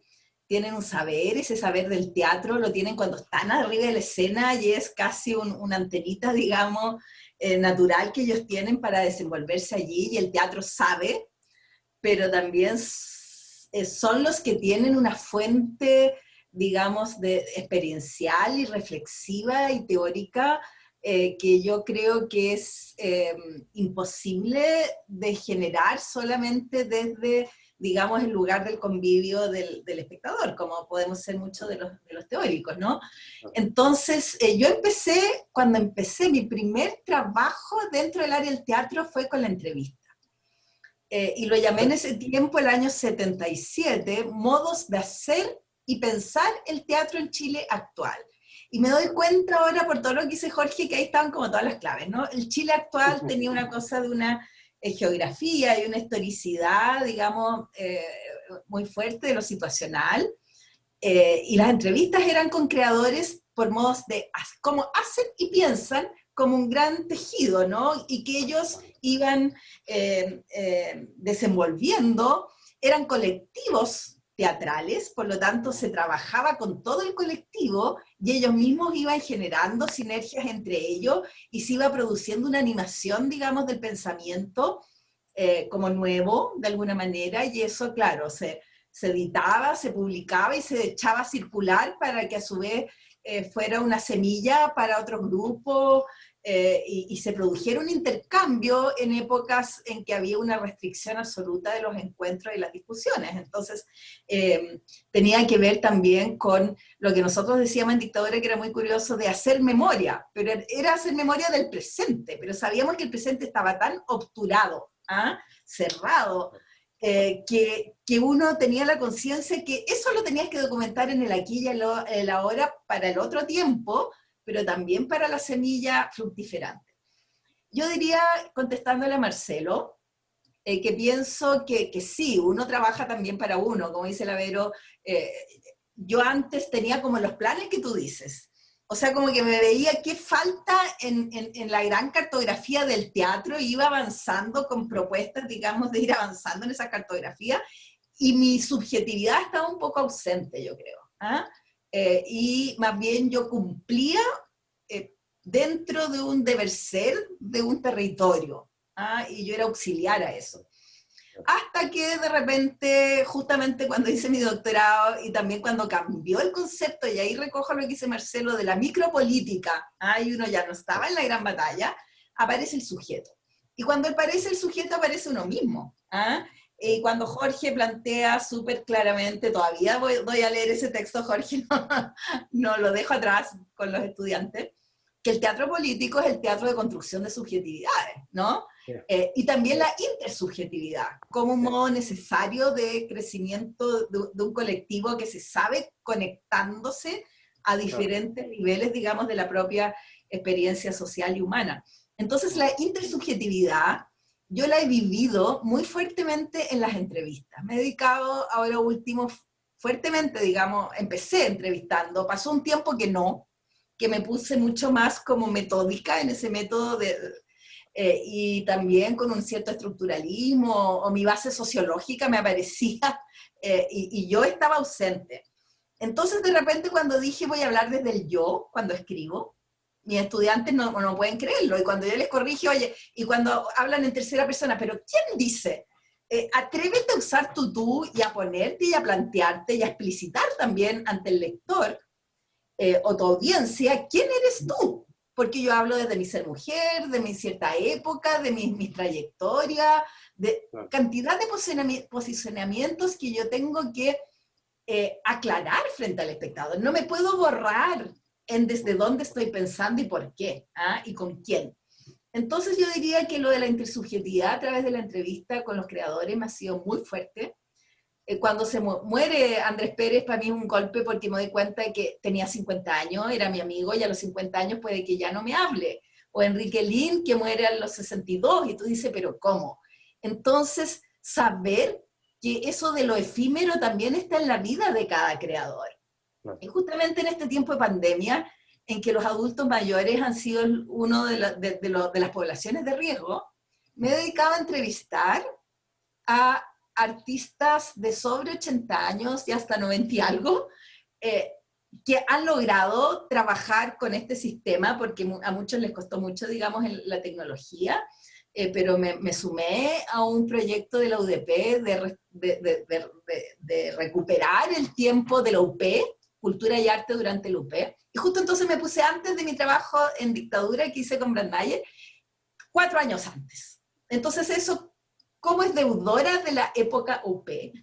Claro. Y preguntas que nunca había hecho, y me di cuenta que habían creadores que eran mis amigos, que habíamos hablado infinito, y nunca le había hecho preguntas tan precisas, tan claras. Me había traído documentos, haberle dicho, qué sé yo, a Lucho Alarcón, oye, ¿qué tiene que ver tus 3 tristes tigres en teatro con el Cabildo, o con Raúl Ruiz en cine? Mira que son distintas, ¿cómo transitas de trabajar con Raúl Ruiz a esto otro, a Jaime Badel? Oye, si trabajaste con Raúl Ruiz, que fue el primero que ocupó verdaderamente la improvisación del actor, pero en cine. Y eso uno nunca se había dado cuenta, que la improvisación había empezado en el cine y no en el teatro, ¿no? Y le devuelven la pregunta, o cuando Raúl Ruiz empieza a trabajar, digamos, incorpora a la gente que está en cualquier bar y se transforma en un actor, una actriz o un actante, y me doy cuenta que Jaime Badel hace lo mismo en su teatro y se pelea con el ictus porque dice, ¿por qué no tengo que ser actores? Yo voy a trabajar con la gente. Pero si lo hizo con Raúl Ruiz, o sea, te armas otros tejidos. Y eso te lo da el hacerte la pregunta situada en una cierta época, con ciertos creadores, y que les conoces el para atrás y para adelante también, porque eso sabes que se proyecta ya, que aquí tiene un caldo de cultivo, que esa densidad de la que habla Jorge, ahí está operando. Entonces, las densidades yo creo que son lo que uno tiene que escarbar en esas creatividades y que van a extender, digamos, hilitos para todos lados, ¿no? Y te lo pueden decir solamente hoy. Y uno que está dispuesto, está disponible a esa escucha, ¿ah? Para ese tipo de creadores, y que muchas veces nadie los quiere escuchar mucho porque supone que ya no están en lo que está pasando. Y yo digo, es que pucha que están. ¿Ah? Bien abrirles el micrófono, la pantalla, la escucha y hacerlos parte también de este hoy creativo, ¿no? Entonces, y con eso uno también crece, la intersubjetividad, a mí eso me alimenta muchísimo. ¿Ah? Y me puedo proyectar también a mis años que vienen, desde lo que fueron. ¿Ah? Así es que por ahí, por la intersubjetividad que pregunta Marcelo. O subjetividad. Bueno, la verdad, insisto, fascinante escucharlas. Y yo pensaba en este momento, dos momentos de mi, digamos, de mi línea de laburo como investigador, ¿no? Para contestarte, Marcelo, lo que decías, la pregunta que hacías. Me acuerdo yo muy jovencito, allá por el año 83, cuando empiezo a hacer estudio de teatro, reunido con un grupo de amigos, actores, compañeros de la Facultad de Filosofía y Letras, en el Café La Paz, nos reuníamos a leer los libros que llegaban de Europa, ¿no? Marco de Marinis, Patrice Pavís, Erika Fischer-Lichte. No entendíamos nada, pero al mismo tiempo sentíamos que cuando entendiésemos se nos iban a abrir todas las puertas del paraíso del teatro, por decirlo así, ¿no? Había una relación cartográfica con la bibliografía que era digamos, de estar muy atento a ver qué es lo que había que hacer, ¿no? De golpe empezó a cambiar, porque yo lo voy a ver a Pavlovsky cuando tomo la decisión de hacer el doctorado sobre su teatro, le pido, lo llamo por teléfono, yo no había hablado personalmente nunca con él, principio de los 90, me cita en su casa y me dice, bueno, ¿qué vas a estudiar, pibe? ¿No? Y yo le digo, mire, Pavlovsky, yo no lo tuteaba, obviamente, después trabajé con él como más de 20 años, pero mire, voy a trabajar su teatro como comunicación, me dice Pavlovsky. Y Pavlovsky se queda como seco y me dice, bueno, está bien la comunicación, pero no es lo más importante de mi teatro. Yo digo, pero ¿cómo, Pavlovsky, su teatro no comunica? Y Pavlovsky me dice, sí, comunica, pero yo si no hago teatro me muero, dice. Para mí el teatro es mi existencia. Lo peor que me puede pasar es imaginarme levantarme a la mañana sin deseo de hacer teatro. Yo paso todo el día esperando encontrarme con mi grupo y actuar, dice. Es el momento en que me siento más conectado con el universo. El teatro es mi existencia, me dice Pavlovsky. Por supuesto, yo salí aturdido de esa primera reunión, que fue muy, muy hermosa, porque me invitó a los ensayos, bueno, me abrió su biblioteca, pero la sensación que tuve es, me está pidiendo que no haga lo que estoy haciendo, sino que haga otra cosa, que tengo que colocar, digamos, la base epistemológica del trabajo en otro lugar, y a partir de ahí empiezo a plantear una filosofía del teatro, porque Pavlovsky en esos minutos usa la palabra acontecimiento, la palabra experiencia, la palabra subjetividad, digamos, a mí me partió la cabeza, porque dije, ¿a dónde? ¿Qué es lo que tengo que hacer con esto? ¿No? Y bueno, había que encontrar otro camino. Entonces, yo te diría, la forma de emerger, digamos, como decía María de la Luz antes, ¿no? Esta forma de emerger sería en el diálogo con los otros, ¿no? Esta cosa de que el teatro es el otro, ¿no? Yo no voy al teatro para estar solo, voy a vivir con los otros. Yo sé que si me quedo en casa, yo voy a vivir las cosas de una determinada manera. Ahora, si me siento en ese grupo y me conecto con esos teatreros en el acontecimiento, voy a experimentar algo, voy a vivir algo que no voy a vivir de otra manera. Entonces, yo creo que es lo que decía Verónica, lo que decía María de la Luz, que es esto de un diálogo de cartografías, ¿no? Es decir, conocer la propia territorialidad, tener mucha conciencia respecto de en qué lugar estás, qué conexiones tenés con el mundo, qué problemas te apasionan, qué problemas te conmueven, ¿no? Y a partir de ahí entrar en diálogo con los otros.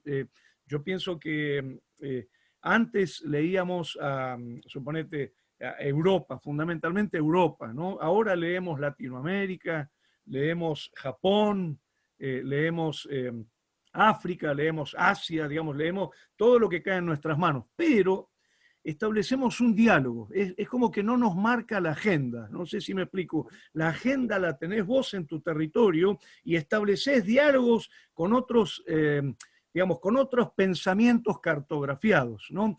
Una cosa es estar esperando que Moisés baje del monte Sinaí con los 10 mandamientos, como cuando éramos jóvenes y cuando llegaba el nuevo libro de Marco de Marinis, era Moisés bajando del monte Sinaí con los 10 mandamientos, y otra cosa es agarrar y decir, che, mirá, a mí esto es lo que me apasiona, y cómo se relaciona con lo que está estudiando en este momento Marco, ¿no?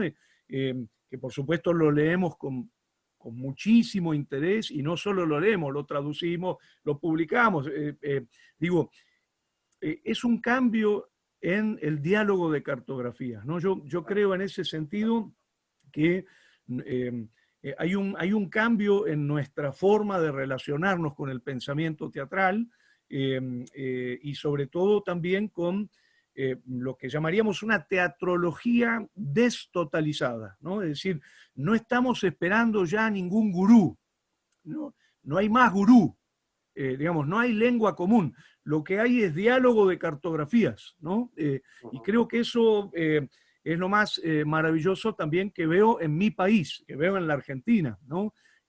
En Buenos Aires estamos pensando unas cosas, en Tandil están pensando otras, en Mar del Plata están pensando otras, en Tucumán están pensando otras. Digamos, esto no pasaba antes. Antes, de alguna manera, todos tratábamos de colgarnos de las mismas palabras, de las mismas ideas y hacer como una especie de teatrología universal. Yo siento que estamos ante una teatrología destotalizada y por lo tanto la forma de emerger es el diálogo con otras cartografías, ¿no? Es el diálogo con los otros, sean los otros los grandes teóricos o sean los teatreros, ¿no? Esto que para mí fue un momento iluminador, ¿no? De pronto estar hablando con un artista investigador como Tato Pavlovsky, y que yo vengo con la cabeza llena de semiótica, y Pavlovsky me frena de un golpazo y me dice, che, existencia, tenés que pensar existencia, tenés que pensar experiencia, tenés que pensar subjetividad, tenés que pensar acontecimiento. Y digo, yo siempre pienso, mirá si no le daba bola, mirá si me iba de la casa de Pavlovsky diciendo, bueno, no sabe de semiótica, ¿no? Hubiera sido tremendo, por lo menos para mí, realmente, ¿no? Entonces, bueno, eso, diálogo de cartografías, tomo las palabras que decía recién María de la Luz, intersubjetividad, el encuentro con el otro, el diálogo con el otro, pero no para que te marque la agenda, sino para ver qué está pasando, cómo podés dialogar, qué cambios puede traer el encuentro, digamos, una ética de la alteridad, ¿no? Lo que diría Levinas, una ética de la alteridad. Sí. Bueno, en honor al tiempo voy a pasar a las preguntas. Tengo dos preguntas en general para los tres, y una dice, ¿qué lugar ocupa la teatrología en Chile y la Argentina? Ocupo ese concepto para pensar juntos un problema disciplinar. ¿Será posible, / necesario pensarlo así?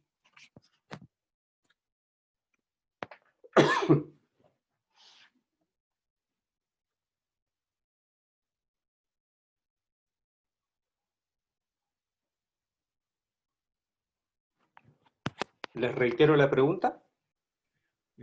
¿Quieren que cambiemos el orden? Sí, empiezo yo. Brevemente.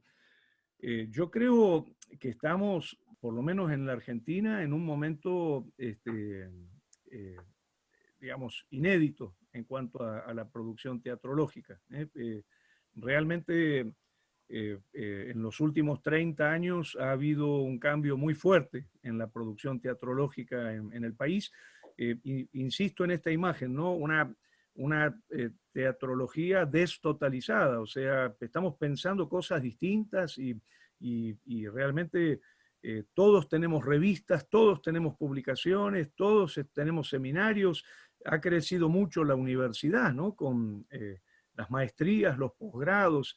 Yo estoy disfrutando enormemente, por ejemplo, la literatura que están produciendo los artistas investigadores en la universidad, ¿no? Me tocó, por ejemplo, hace poquito ser jurado de una tesis de Silvia Parodi en la UNICEN, la Universidad Nacional del Centro, donde esta actriz hacía un estudio sobre cómo se había autodirigido para poner en escena un espectáculo, ¿no? Y la verdad, fascinante. O el teatro la tesis de Marcela Juárez sobre el teatro oscuro, ¿no? Sobre el concepto de teatro ciego. Digo, doy un ejemplo de la UNICEN. En ese sentido, creo que estamos en un momento teatrológico impresionante, pero también habría que ver a qué entendemos por teatrología, ¿no? Porque, digamos, podríamos pensar la teatrología como un conjunto, ¿no? Como el conjunto de las disciplinas científicas del teatro, ¿no? Que sería como un sustantivo colectivo, por decirlo de alguna manera, donde entrarían la antropología teatral, la historia del teatro, la crítica teatral, etc. Después también la podríamos pensar como una metadisciplina, ¿no? La teatrología como justamente una disciplina específica, ya no un sustantivo colectivo, sino una disciplina específica que se pregunta por, digamos, cómo se está produciendo conocimiento y cómo se está validando el conocimiento del teatro en la Argentina, ¿no? Yo creo que ya entendamos la teatrología de una manera o de la otra, estamos ante una situación descomunal, inédita, maravillosa. Yo podría nombrar así rápidamente 20 investigadores de Argentina, artistas investigadores e investigadores participativos que yo leo con, digamos, no solo con placer, sino además con necesidad. No sé, te podría nombrar, te tiro uno, José Luis Valenzuela, por ejemplo, ¿no? Que está viviendo en el Chaco en este momento y es un artista investigador de una producción teórica arrasadora. Entonces, creo que también está pasando que estamos empezando a pensar esa producción, ¿no? Como que antes no la veíamos, ¿no? Y no solo estamos pensando el presente, sino que estamos volviendo a la historia, ¿no? No sé, por ejemplo, un maestro que estamos reivindicando todo el tiempo es Gastón Breyer, por ejemplo, ¿no? O incluso maestros que de pronto nos parecían menos significativos, volvemos sobre ellos y nos sorprenden porque los estábamos leyendo muy superficialmente, ¿no? A mí me ha pasado descubrir, por ejemplo, en los primeros libros de Castañino, de Raúl Héctor Castañino, descubrir que el tipo hablaba de filosofía del teatro. Digamos, estamos hablando de los años 50, por supuesto, lo hacía en una enorme deuda con el Centro de Estudios Filosóficos y Técnicos de Teatro, donde estaba Louis Jouvet, Charles Dulin, Henri Gouillet, ¿no? Que, bueno, Gouillet hablaba de filosofía del teatro. Ahora, digo, tenemos que no solamente pensar lo que está pasando en la riqueza increíble de lo que está pasando en esta, llamémosla, teatrología destotalizada, que no podemos ver el todo porque es tan rica y tan diversa que es imposible verla como totalidad, y al mismo tiempo volver sobre la historia y pensar en nuestros grandes teatrólogos, a los que no les dimos pelota, y que le tenemos que dar pelota, porque realmente son tipos notables. El libro La escena presente de Gastón Breyer es es un acontecimiento prodigioso en la teatrología mundial, digamos, ¿no? Entonces, bueno, más o menos eso, más o menos eso. Sí, yo ahí habría que, no sé muy claramente si la pregunta de teatrología se refiere a todos los estudios del teatro, cuál es el objetivo de la pregunta, o se refiere específicamente como al estudio de la puesta en escena, a la parte de la performance. No lo menciona. La pregunta de Andrés Gruman dice, ¿qué lugar ocupa la teatrología en Chile y la Argentina? Ocupo ese concepto para pensar juntos un problema disciplinar. ¿Será posible, necesario pensarlo así? Yo voy a hablar territorialmente, ¿sí? Porque yo lo que observo es que en general los estudios sobre teatro, ¿sí? Acá en Valparaíso, y específicamente también para fijarnos sobre los estudios de puesta en escena, yo diría que es un campo, en este minuto es un campo acá en Valparaíso, un proceso de complejización. Es decir, lo comenté hace un rato cuando hablé de los estragos que generó acá la dictadura, no en tanto la desaparición del teatro, pero porque no desapareció, pero sí, a diferencia de Santiago, acá se cerraron las escuelas de teatro universitarias, lo que significó de alguna manera el enclaustramiento de la gente que hacía teatro acá en Valparaíso, se enclaustró un poco dentro de Valparaíso, porque además los maestros partieron casi todos al exilio o murieron, etc. Entonces, claro, hubo en Valparaíso una situación que es distinta a la que pasó en Santiago, y por lo tanto la recuperación democrática también significó cosas distintas a nivel teatral acá en Valparaíso que las que significó en Santiago, porque la historia de esta ciudad, la historia de la universidad en esta ciudad, los actores formados aquí vivieron una experiencia diferente. Sin embargo, yo lo que puedo decir es que hoy por hoy se están viendo los efectos de lo que significó la complejización del movimiento teatral desde el año 2000 en adelante, con la reapertura de carreras de teatro en la región, con la apertura de salas teatrales, que eso es algo que empezó, vamos a decir, salas teatrales financiadas por el Estado desde el 2010 en adelante, por lo tanto que pudieran programar cosas que antes no se podían programar acá, porque si bien habían salas, vamos a decir, como emprendimientos de compañías totalmente loables, no se podían dar el lujo, ¿sí?, de tener una programación permanente distinta a la producción local porque no había con qué mantenerla. Entonces yo diría que hoy en 2020 podemos ver que esa complejización está llegando a la teoría teatral local, ¿sí? Hay varios investigadores teatrales acá, hay 2 centros importantes de investigación, empiezan a salir por primera vez, yo los estuve rastreando, ¿sí? Por otras razones, en otra obsesión que andaba por mayo, me dediqué a contar cuántos artículos yo podía encontrar sobre puesta en escena porteña, no sobre dramaturgia, no sobre historia del teatro, yo quería saber cuántos artículos y desde cuándo, ¿sí? Y empecé a encontrar cada vez más producciones que analizan, ¿sí?, puestas en escena, y también críticas de espectáculo, ¿sí?, que analizan elementos de puesta en escena, que comentan, que observan la producción local, y en ese sentido yo podría decir que es un campo en proceso de complejización. Todavía no estamos, como comentaba Jorge, un poco como para poder analizar la producción previa, porque producción previa hay muy poca. Me refiero en términos teóricos, ¿sí?, acá. Pero es un campo que se está complejizando y que tú puedes ver claramente cómo la teoría aquí está siendo propuesta principalmente por investigadores participativos que están trabajando cerca de ciertos creadores y están trabajando con ellos, rescatando vamos a decir, los saberes que ellos tienen asociados a la praxis teatral y están pensándolo desde la teoría, lo están publicando, etcétera. Entonces, es un campo que es distinto al campo santiaguino en ese sentido, pero es claramente un campo en expansión. Entonces, es muy interesante lo que está ocurriendo.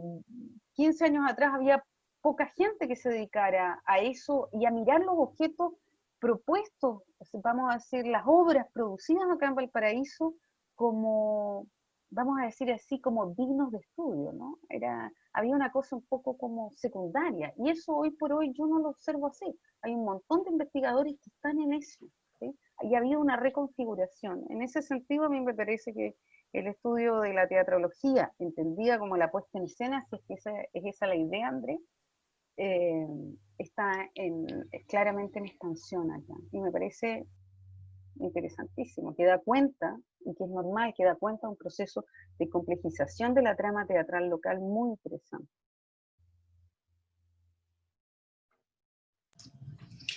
Ya, yo voy a hacer, bueno, intentar ser breve, después uno se entusiasma, pero claro, yo creo que estamos en una etapa, como dice, de densidad, de complejización, y a mí me gustaría como destacar en especial como las hibridaciones y los cruces, ¿ah?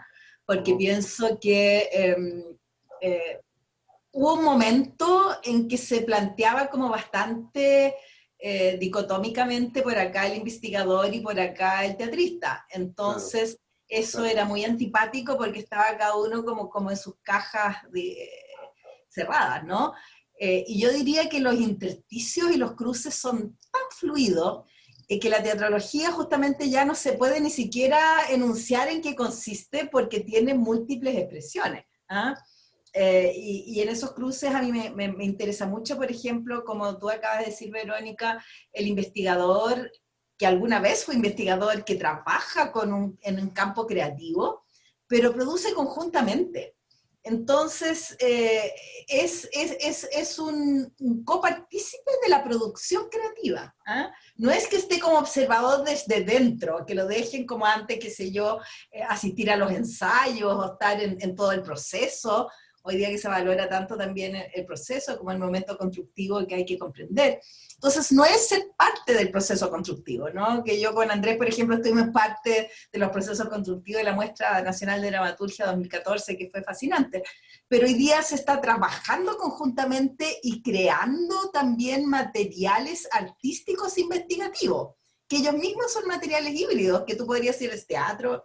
No sé, el trabajo de Andrés, por ejemplo, con el tercer abstracto, a partir de preguntas sobre la sonorización, el sonido, la virtualidad. Yo también había trabajado, por ejemplo, con Andrés Atencio, hicimos juntos un documental con Tito Noguera, que justamente hoy día en la mañana dieron en Canal 13 Cable, y descubrimos la potencialidad enorme que tiene el trabajo de ir, digamos, documentando en video y sonoramente a través de distintos tipos de registros los procesos propiamente investigativos, pero él hizo el proceso investigativo, creativo de un colectivo en distintas territorialidades y finalmente la exploración de sus distintas instancias, la visualidad, la sonoridad, la construcción plástica. Entonces todos esos elementos van siendo investigados, procesados, documentados, y finalmente la producción creativa puede ser una otra cosa que una obra de teatro propiamente tal. Yo misma estoy en procesos investigativos que como decía, yo ya no, porque Jorge dijo, leer a los teóricos, es que ya no se trata de leerlo, hay que verlo, asistir a la poética, quizás, por ejemplo, de una curatoría de obra, que yo pienso que lo que yo estoy haciendo con los archivos de Lucho Cuaró, o con lo que hice con Brad Mayer, fue generar una obra multimedial de aproximación a una experiencia, digamos, de épocas de teatralidades.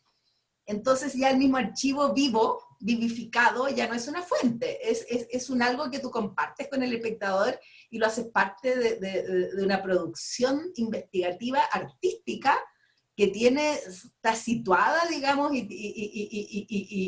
y se comparte vínculos, por ejemplo, con las artes visuales, las instalaciones. Entonces, resulta que claro, al menos en la Católica nos promueven mucho la interdisciplinariedad y que uno trabaje con otras ciencias y otros creadores de otras áreas y pasan cosas magníficas. ¿Ah? Claro. Yo estaba acostumbrada a trabajar en soledad por años. Y ahora no se me ocurriría porque yo misma me empobrezco y se empobrece lo que estoy produciendo. Entonces, creo y los jóvenes también, porque ellos tampoco valoran que latan los cursos de teoría. No, ya no es así. Ellos están metidos en certificados, ellos se ven a sí mismos como investigadores, artistas del teatro, por tanto es una propia identidad, no es la del otro, ¿no? Estamos ahí participando en estas identidades mezcladas, al menos en nuestra escuela la mayoría de los creadores también son investigadores. Y encuentran formas, digamos, de llevar a cabo su proceso investigativo y después de dar cuenta de ellos, muy múltiples. Y eso es como bien fascinante, y es muy inédito, son los últimos 10 años, y es mucha gente, como dice Jorge, mucha gente que está en esto. Entonces de repente es un campo en sí mismo fascinante, no es un campo informativo. Como Jorge dijo, yo también empecé tratando de ver cómo se comunicaba. No, ahora no estamos comunicando, estamos instigando también a pensar y a repensarnos, mediados por la experiencia de la teatralidad o sus propios recursos, ¿no? Entonces también es un pivote que nos provoca para otras cosas, no solo para entenderlo a él, al teatro. Yes. Pregunta Sebastián López, dice...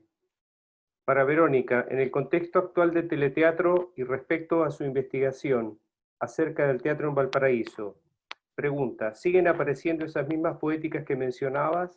¿Logra sobrevivir lo porteño, entre comillas, ante la virtualidad? Sí. ¿Pero por qué lo digo? Porque en realidad cuando yo digo que existen ciertas líneas que atraviesan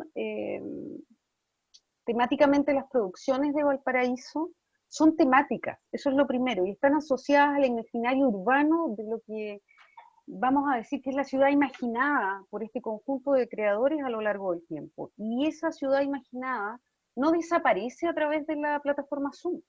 La plataforma Zoom es un soporte específico que determina y lamentablemente condiciona en la relación con el espectador, también condiciona los modos de emisión que yo puedo tener como actriz o como actor, porque tal vez en mi caso, pensando un poco lo que decía María de la Luz, mi primera formación es como actriz, por lo tanto, en general, esta idea de la investigación como contaminación, ¿sí? De la investigación en equipo, con gente de otras disciplinas, es algo que uno trae de la experiencia de ser actriz, ¿sí? Que uno trabaja con muchas personas de distintas disciplinas porque de eso siempre sale algo más interesante. Entonces, la plataforma Zoom lo que es una plataforma, no va a determinar el imaginario urbano de los que están produciendo, por ejemplo. Y el imaginario urbano, para decirlo muy cortito, ¿sí? Porque es una pregunta muy específica sobre la producción de acá, que yo he descubierto como recurrente en Valparaíso a lo largo de 150 años de teatro, tiene que ver con Valparaíso como maritorio, es decir, no como un territorio, sino como un maritorio, un territorio que se construye incluso más que hacia el tierra adentro, vamos a decir Santiago, por decir algo, es un territorio que se construye y se imagina a sí mismo en relación con otros puertos. Entonces, y se construye y se imagina a sí mismo con la presencia de extranjeros como algo cotidiano, no como algo eventual, sino como parte del paisaje de la experiencia de vivir acá. Y eso tiene una serie de implicancias. La aceptación de la otredad, de la diferencia, la aceptación de otras lenguas, de otras culturas, porque tu experiencia de vivir en el puerto, ¿sí? ¿Sí? Es totalmente distinta a vivir en tierra adentro, y eso aparece en las obras de teatro siempre. El otro punto es esta idea de Valparaíso como una ciudad anárquica, donde vamos a decir que prima un orden débil, que porque es una ciudad que no permite el plano damero, y esa idea de Valparaíso como un laberinto, ¿sí? Aparece cada vez que la gente por Zoom o por otra plataforma habla de su experiencia de vivir acá, ¿sí? De la ciudad como un laberinto, de la ciudad como algo enrevesado, que no tiene un orden, no responde, es distinta. La experiencia de vivir acá es que tú te tiras por una escalera, ¿sí? Y no sabes por dónde vas a salir. Y junto con eso, tú sabes que si te tiras hacia abajo, vas a llegar al plan. O sea, puedes no saber nada, no saber dónde, incluso no puedes saber a dónde te lleva esta calle, pero mientras bajes vas a llegar. Y esta idea de una ciudad anárquica aparece también cuando se habla de Valparaíso a través de la plataforma Zoom. La otra idea de Valparaíso y la bohemia, ¿no? De Valparaíso como el lugar de la fiesta, el Valparaíso como el lugar que tiene que ver con otra apreciación de la cultura de lo sexual, como un lugar abierto, etcétera, aparece también cuando se habla de experiencias de la vida en Valparaíso. Y lo que más aparece, sobre todo ahora en las plataformas Zoom, que eso me interesa, tiene que ver con otro rasgo, vamos a decir, recurrente en la producción local, que es Valparaíso como lugar de desastre, como lugar catastrófico, ¿sí? Y que no es un desastre solo natural, que Valparaíso se incendia, se terremotea, cuando llueve mucho las casas se deslizan por los cerros y caen al plan, o caen sobre otras plazas. No solo tiene que ver con el desastre, vamos a decir, natural, sino que habla mucho de Valparaíso con el desastre como catástrofe económica, que hace que esta situación de orden débil, que esta situación de marginalidad que se ve en lo económico, junto con la situación de los desastres naturales de Valparaíso, ¿sí?, generan una sensación de catástrofe cotidiana, de abandono, de inseguridad, y todo eso aparece sobre todo ahora en las obras que se dan por Zoom. Por ejemplo, Cordón Sanitario habla de este desastre, que es una obra que se estrenó ahora en mayo, ¿no?, que tiene que ver que se hace en un baño, de una persona encerrada en un baño a 2 metros del Van Buren, ¿sí?, con esta idea de que no puede salir, y alude a esta sensación de catástrofe de vivir acá, en este puerto, como vamos a decir, caído. Entonces, en ese sentido, como es un imaginario, te respondo, Sebastián, que la plataforma Zoom, ¿sí?, vamos a decir, no lo determina, no lo detiene. Esta es quedan dos preguntas. Esta es una pregunta que la pueden contestar cualquiera de los tres. Dice, ¿crees que en este fenómeno de expansión de la investigación teatral del que hablas en Valparaíso, porque empieza dirigida a ti, Verónica, aporta a la calidad de las producciones o funciona de manera independiente al hecho teatral en sí mismo? O sea, en realidad se podría aplicar al campo teatral argentino o en Santiago o en Valparaíso, ¿sí? Si la investigación aporta o funciona de manera independiente, pero creo que más o menos María de la Luz ya lo respondió hace un rato, cuando hablaba de la integración de los investigadores con los creadores y cómo eso aporta al hecho creativo en sí, ¿verdad? Sí, yo creo que ahí hay que responder un poco, hay que pensar un poco la idea de calidad, ¿no? ¿Qué es lo que vamos a entender por calidad teatral? Si tiene o no tiene que ver con el canon teatral de este momento, ¿cómo vamos a interpretar la idea de calidad teatral? Yo creo que la relación con los creadores, entre investigadores y creadores, produce contaminación. Y además que los investigadores, y eso es fantástico, contaminación como un valor, sobre todo en momentos como este, en que, al menos en un territorio pequeño como es este, uno ha sido profesora, por decirlo así, ha sido profesora de los creadores. Después los creadores han sido profesores de uno cuando uno fue a tomar un taller. Entonces, esa relación, vamos a decir, académica, distanciada, está totalmente borrada. Uno ha llamado gente para los montajes de la compañía de uno. Después ha hecho seminarios teóricos con distinta gente. Entonces se produce una contaminación. Y cuando hay una contaminación, hay una transferencia. Y me sirve pensar en esa canción que canta Ana Belén, que es Contamíname, ¿sí? De que el teatro es una experiencia de contaminación, ¿sí? ¿Sí? Contamíname con lo otro. Y en ese sentido, yo creo que hay una interacción que es provechosa. No sé si alguno quiere agregar algo más, porque si no tengo la última pregunta de Jaime Lorca, que dice, el teatro vivo seguramente volverá, primero en la calle y más tarde el público volverá a las salas. Pregunta, ¿cómo será la relación entre el público y las salas, pensando en la sala como un lugar sagrado o algo así? ¿Una nueva relación?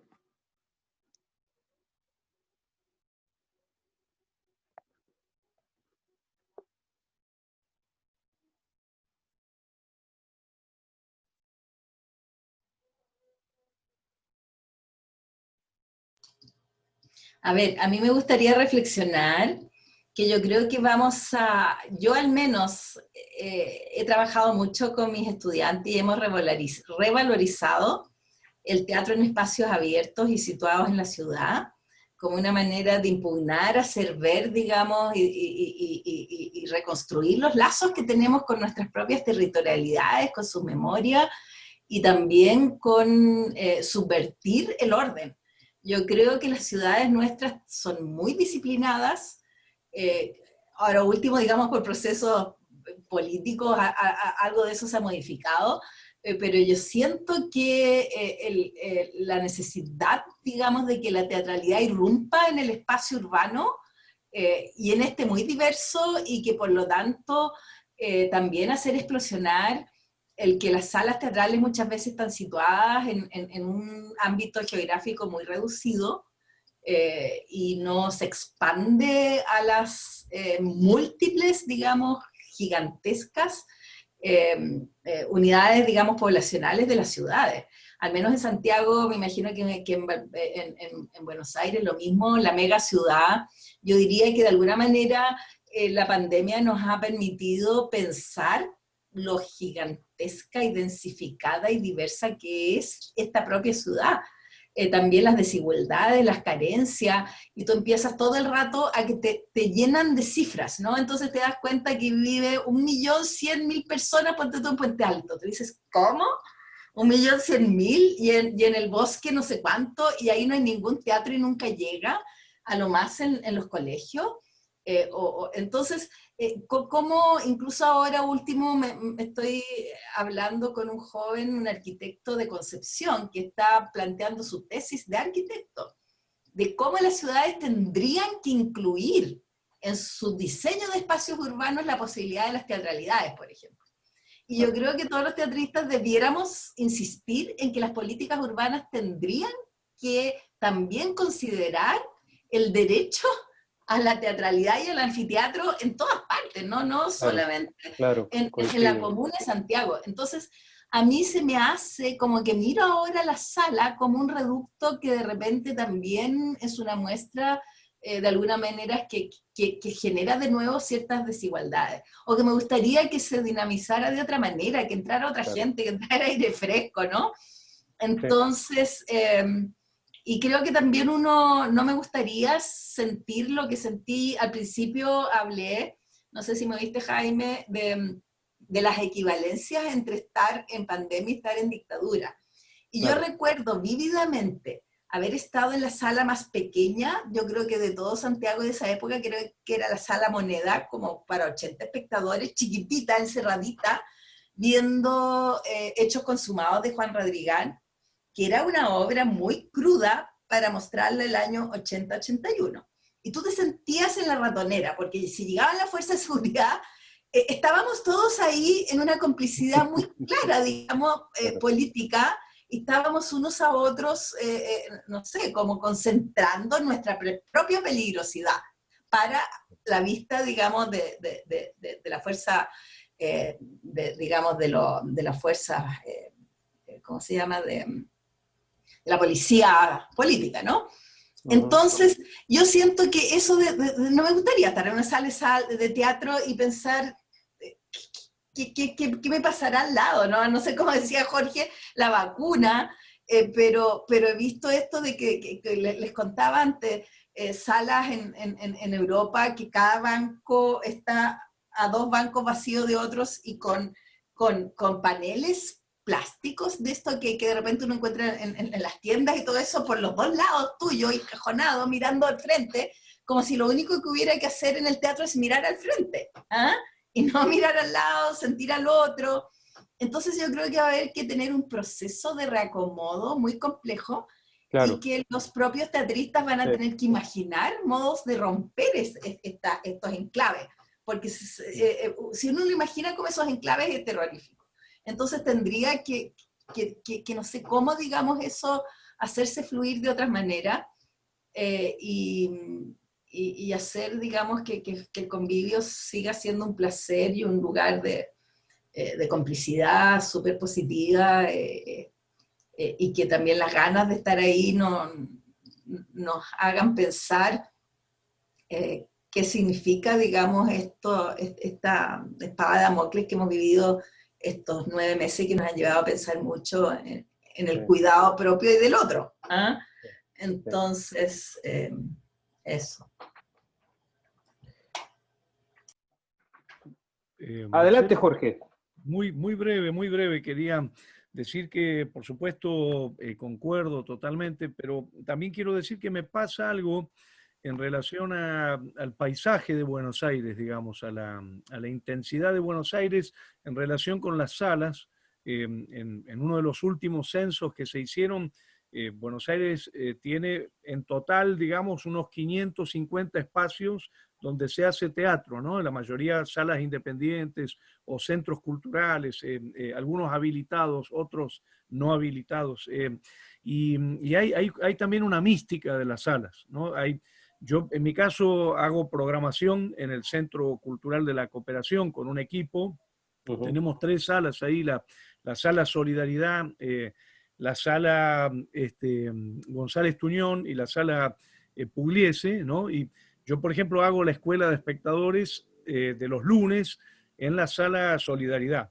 Y te juro, se me quiebra la voz. Estoy deseando volver. Hace 193 días que no sé ni cómo dejé mi escritorio en la oficina. Y yo lo que siento es que cuando pueda volver, que espero que sea pronto, con la vacuna, no sé cómo sea,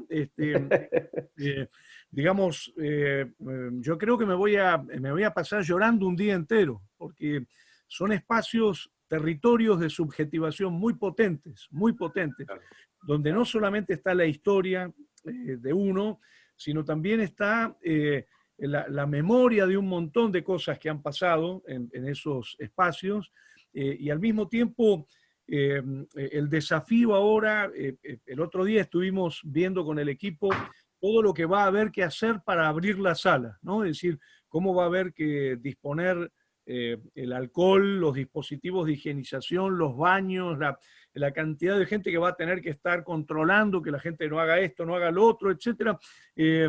Por ejemplo, cómo va a ser con los niños, ¿no? Para el teatro para niños, ¿no? Que bueno, es imposible pensar en un control estricto, digamos. Y en ese sentido, yo creo que hay una mística también de las salas, ¿no? Yo me imagino a mí mismo volviendo a la sala Solidaridad y, insisto, no sé, no voy a poder parar de llorar en ese momento.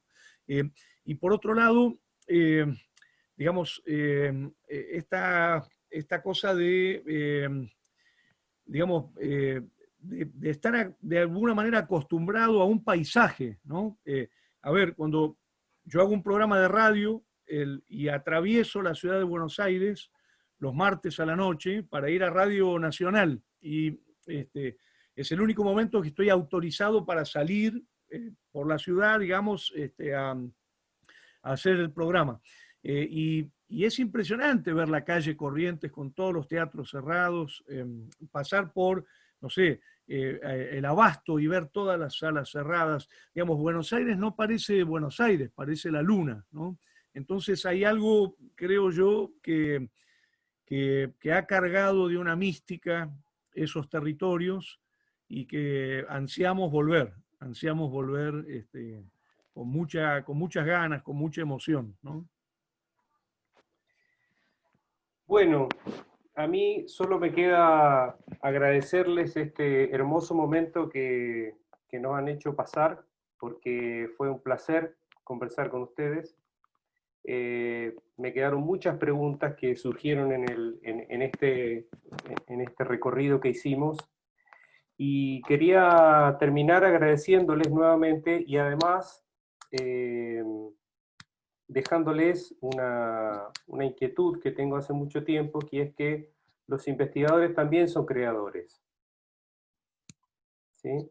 Y son creadores de cosas muy importantes, ¿sí? Y que a nosotros, los que a veces somos un poco anfibios, ¿sí? Pero que vibramos más con la creación que con la investigación, nos hace mucho bien el diálogo. Ese diálogo con ustedes hace mucho bien porque uno aprende mucho. ¿Sí? Y no lo digo en términos personales, porque ustedes ya lo han vivenciado. Simplemente quiero hacerlo público y agradecerles nuevamente esta posibilidad que nos han dado de conocerlos, reconocerlos y disfrutarlos como los disfrutamos en esta charla que tuvimos, ¿sí? Así que muy agradecido y esperamos tenerlos en algún otro momento sin hostigarlos demasiado, para conversar de nuevo, ¿sí? Muchísimas gracias. Adelante, Gabriela. Gracias, Marcelo. Muchas gracias, muchas gracias. Gracias, Berito, Verónica y Jorge. No, un gusto. Adelante, Se Gaby. quita un poco la angustia. Bueno, nosotros como Sala UPLA nos sumamos al agradecimiento a Marcelo, a Verónica, a María de la Luz, a Jorge por esta conversación. Creo que es muy importante, como decía por ahí en uno de los chats, las salas de teatro también. En estos momentos tenemos la posibilidad, la tranquilidad de sentarnos a reflexionar, y sobre todo la investigación teatral, que es un campo muy importante a desarrollar para nosotros también, que somos una institución académica. Por eso este ciclo que hacemos nosotros de conversaciones remotas, la hacemos en conjunto con la revista Artesena, con la carrera de teatro de la Facultad de Arte, y nosotros como Sala UPLA. Esta tríada vamos a pensar y a decidir en qué queremos reflexionar y en qué nosotros estamos poniendo atención en este periodo. Agradecer a todos nuestros públicos, a nuestras audiencias que se conectan el día de hoy, a algunos que nos siguen, que ya son algunos nombres y caras visibles, aunque no los vemos. Si quieren prender sus cámaras en este momento, es la oportunidad. Agradecerle a todos y a todas las que nos siguen cada lunes. Sí, por favor, si quieren prender sus cámaras, este es el momento para que así Vero, María de la Luz y Jorge también los puedan identificar. Ahí están empezando a aparecer. Ahí están todos. Qué gusto ver tanta gente. Sí, Pero esto es un regalo para ti, que yo sé que te gusta que las fueras. todos.